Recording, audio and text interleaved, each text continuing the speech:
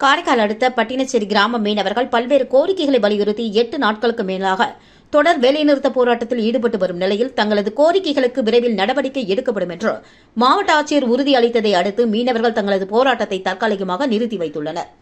புதுவை மாநிலம் காரைக்கால் அடுத்த பட்டினச்சேரி மீனவர்கள் தங்களது பகுதியில் மீன்பிடி துறைமுகம் அமைத்து தர வேண்டும் உள்ளிட்ட பல்வேறு கோரிக்கைகளை வலியுறுத்தி கடந்த 25ஆம் தேதி முதல் 8 நாட்களுக்கு மேலாக தொடர் வேலை நிறுத்த போராட்டத்தில் ஈடுபட்டு வரும் நிலையில் தங்களது கோரிக்கைகளை வலியுறுத்தி மத்திய மாநில அரசுகளை கண்டித்து பட்டினச்சேரி மீனவர்கள் நாளை தங்களது ரேஷன் அட்டை, வாக்காளர் அட்டை, ஆதார் அடையாள அட்டைகளை மாவட்ட ஆட்சியரிடம் ஒப்படைக்கப் போவதாக போராட்டத்தில் அறிவித்த நிலையில் மாவட்ட ஆட்சியர் குலோத்துங்கன் பட்டினச்சேரி மீனவ கிராமத்தில் மீனவர்களோடு பேச்சுவார்த்தையில் ஈடுபட்டார். இதனையடுத்து தங்களது கோரிக்கைகளை விரைவில் புதுச்சேரி அரசு சார்பில் செய்து தருவதாக